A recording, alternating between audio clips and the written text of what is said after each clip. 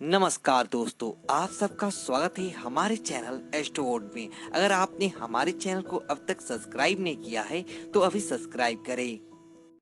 दोस्तों सबसे पहले आप इस वीडियो को लाइक कर दीजिए, क्योंकि बाद में आप लाइक करना भूल जाते हैं। तो प्लीज इस वीडियो को टक से लाइक कर दिए, और लाइक करने में आपका कुछ नहीं जाएगा, तो प्लीज लाइक कर दिए। तो चलिए शुरू करते हैं आज का वीडियो।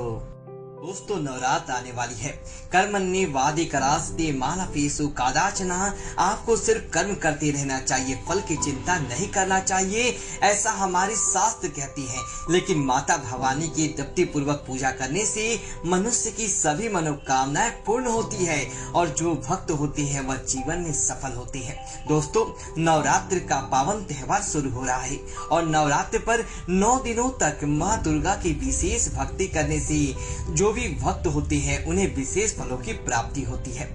माँ दुर्गा ने समय समय पर अलग अलग अवतार लेकर अपने भक्तों का कल्याण किया है, और इसी मनोकामना पूर्ति के लिए हम इनकी अवतारों की 9 दिन तक पूजा करते हैं, अनुष्ठान करते हैं, माँ का आशीर्वाद प्राप्त करते हैं। दोस्तों नवरात्र को धार्मिक दृष्टि से भारत देश में सबसे लोकप्रिय त्योहार माना जाता है, और माँ दुर्गा की 9 दिनों तक शैलपुत्री, ब्रह्मचारिणी, चंद्रघंटा, कूष्मांडा, स्कंद माता, कात्यायनी, कालरात्रि, महागौरी, सिद्धिदात्री, इन सभी की हम पूजन करते हैं। दोस्तों जो नवरात्र आते हैं इसमें आपको मंत्र साधना करनी चाहिए, दुर्गा सप्तशती का पाठ करना चाहिए, सिद्धि कुंजिका का स्रोत पाठ करें। ये सभी विशेष फल देने वाले होती हैं, और इससे मनुष्य को बल, बुद्धि, ज्ञान और इच्छा शक्ति प्राप्त होती है।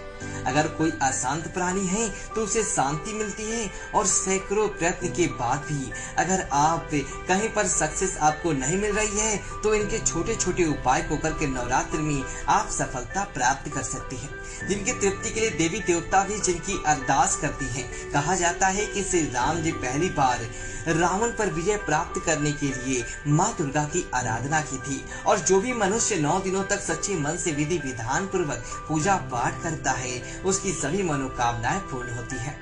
दोस्तों लेकिन कुछ विशेष बातें होती है जो हमें भूलवश भी इस दौरान नहीं करनी चाहिए, नहीं तो माँ दुर्गा नाराज होती है, और जीवन में अच्छा होने के बजाय सब कुछ गड़बड़ होने लगता है, और इसके हमें गंभीर परिणाम भुगतने पड़ सकते हैं। यह बातें बहुत कम लोग जानते हैं कि नवरात्रि की 9 देवियों की 9 मंत्र होती हैं ध्यान, और ये आपको बड़ी आसानी से आपको बता दूंगा दूसरे वीडियो में कौन सी देवी के कौन से मंत्र हैं। मैंने वीडियो के लिंक आपको एंड में दिया है, वो आप देख ले। उसमें आपको देखेंगे कौन सी देवी की आपको पहले दिन आराधना करनी होगी, उनका कौन सा मंत्र है, दूसरी देवी की कौन सी आराधना करना है, उनकी क्या मंत्र है, उनकी क्या कथाएं हैं। इस प्रकार से 9 देवियों के 9 मंत्र की आपके वीडियो लिंक आपको एंड में मिल जाएगा। आपके प्लेलिस्ट चेक कर लीजिए नवरात्र 2020, उसमें आपको कथा आदि मंत्र मिल जाएंगे। जो भी मंत्र हो जिस भी देवी देवताओं का उनका 108 बार जप करना चाहिए। रोज श्रृंगार आप बदल सके माँ का, तो बहुत लोग पूछते हैं कि रोज श्रृंगार करना होता है। कोई बात नहीं, जब आप माँ की चौकी स्थापित करते हैं तो उसे पहले दिन श्रृंगार किया जाता है। रोज श्रृंगार करना जरूरी नहीं, आपकी श्रद्धा शक्ति है, समय है आपके पास, आपकी भक्ति है तो आप कर सकते हैं। दोस्तों इस बार गुप्त रूप से इस मंत्र का जप करना चाहिए रात को 9 बजे के बाद। इससे आपको धन प्राप्ति होती है, आपके जीवन के जो कष्ट होते हैं, धन संबंधित समस्याएं होती है, कोई शत्रु आपके एक्टिव हो गए हैं, ये सभी दूर हो जाती हैं। इन मंत्रों को अगर आप 9 दिया जलाकर एक थाली में स्वास्तिक बना लीजिए, उसमें 9 दिया आप जला ले, और फिर नवरात्र में माँ का ध्यान करके इन मंत्रों का आप जप करते हैं 9 दिनों तक, तो माना जाता है कि माता रानी की कृपा आप पर विशेष रूप से बरसती है। दोस्तों ध्यान रखें कि आज की रात के समय ही आपको यह काम करना है, मतलब कि रात के 9 बजे के बाद आप 3 बजे तक कभी भी कर सकते हैं, और किसी को भी बिना बताए करें, क्योंकि घर पे करेंगे तो लोग पूछेंगे तो पहले कह दें कि मैं पूजा करने जा रहा हूं, तो टोकना मत। तो इस प्रकार से किसी को बात जो बताने की जरूरत नहीं है बाहर वालों को। और फिर जब आपका 9 दिन तक पाठ संपूर्ण हो जाए, मंत्र संपूर्ण हो जाए, तो आपको गुप्त दान जरूर करना चाहिए। इससे माँ काफी प्रसन्न होती है और आपको मन चाहा वरदान देती है।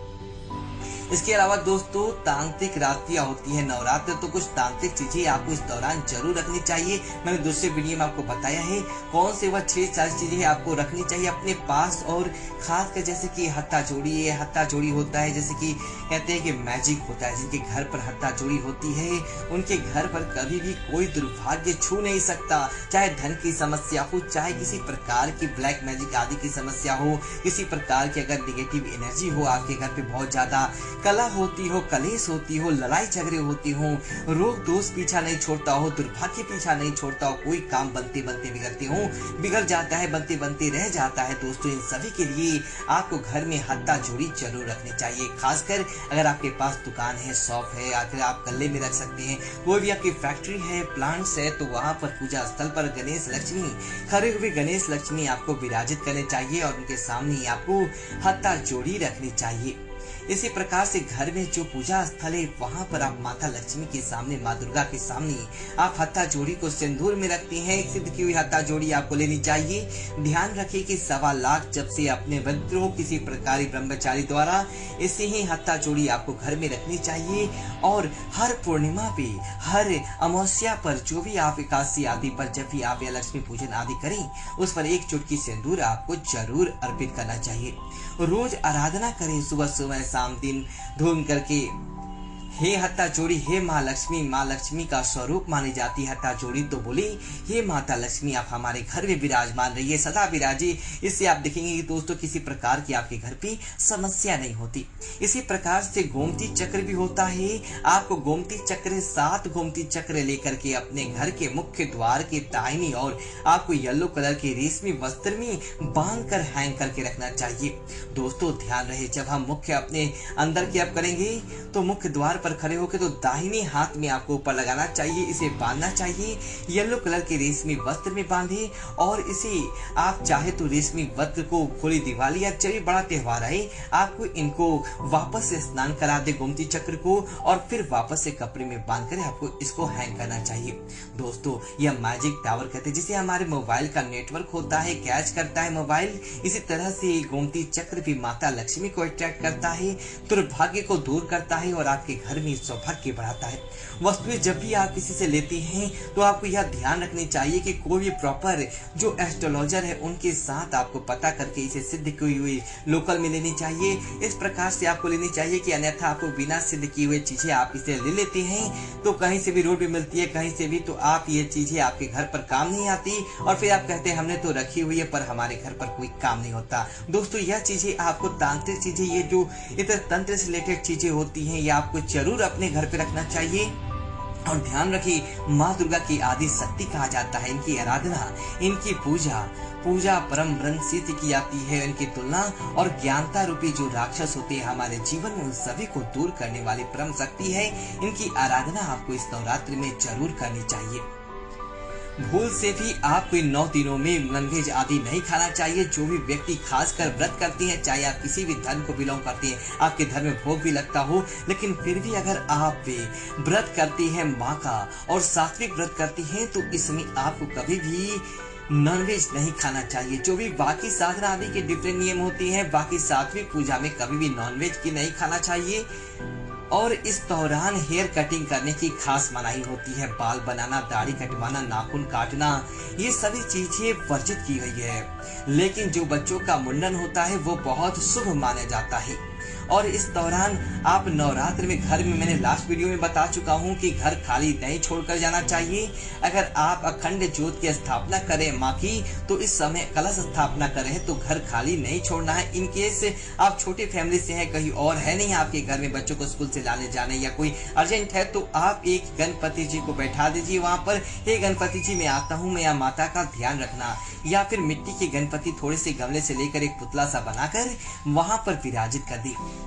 दोस्तों 9 दिनों तक आपको यह ध्यान रखना है कि किसी से भी आप बिना बात किए बातें ना करें, लड़ाई झगड़े ना करें, तर्क ना करें, किसी भी तरह से क्रोध आदि ना करें, झूठ ना बोले, चुगली ना करें, किसी की कौशिक के मजाक ना बनाए, किसी के हंसी ना उड़ाए। ये सभी चीजें आपको अपने व्यवहार का भी व्रत रखना चाहिए। अपने आप में माता से रिलेशन बना के रखे। बोले मैं मैया का इस प्रकार के आप भाव हो गए हैं, माँ को आप सरेंडर करके 9 दिन बिताती हैं, तो दोस्तों आप देखिएगा कि जीवन में सच्चे दिल से कितने सारे पॉजिटिव बदलाव आते हैं। आपको ध्यान रखना चाहिए कि भोजन में भी आपको नमक का सेवन, जो लोग भी व्रत करते हैं भोजन में नमक का सेवन नहीं किया जाता, अनाज का सेवन नहीं किया जाता। लेकिन जनरल में अगर सभी लोग नहीं कर सकते 9 दिन तक, आप एक समय फलाहार करके तो कोई बात नहीं, एक समय अनाज का भोजन कीजिए। और दोनों वक्त आप नहीं रख सकते तो एक समय फलाहार करें और एक समय अनाज का भोजन आपको करना चाहिए। हो सके तो धरती माँ के करीब अपना बिछौना लगाकर सोए, क्योंकि माँ को अकेला छोड़ना अच्छा नहीं होता। रात को माँ के सामने जहाँ पर आप विराजमान किया है वहां पर आपको अंधकार नहीं करना चाहिए। यूजुअली हम सारी लाइट्स घर को ऑफ कर देते हैं सोने से पहले, और वहां पर जहाँ पर माँ की स्थापना हुई वहां की आपकी रोशनी ऑफ नहीं करनी चाहिए रात में। ध्यान रखें दोस्तों कि आप माँ बेल्ट पहनती हैं, जो जूते चप्पल पहनते हैं, चमड़ी आदि की बनी हुई चीज पर्स आदि रखती हैं, तो ये चीजों से आपको इन दौरान छूना नहीं चाहिए, परहेज करना चाहिए। बिल्कुल आपको चमड़े की चीजों से बिल्कुल दूरी बना कर रखें, क्योंकि यह चीजें सात्विक नहीं कहलाती है और माता को क्रोध का आपको पात्र बना सकती है। दोस्तों यदि आपको यह वीडियो अच्छी लगी हो तो वीडियो को लाइक करें और कमेंट बॉक्स में ओम नमः शिवाय लिखें और हमारे चैनल को सब्सक्राइब करें। धन्यवाद दोस्तों।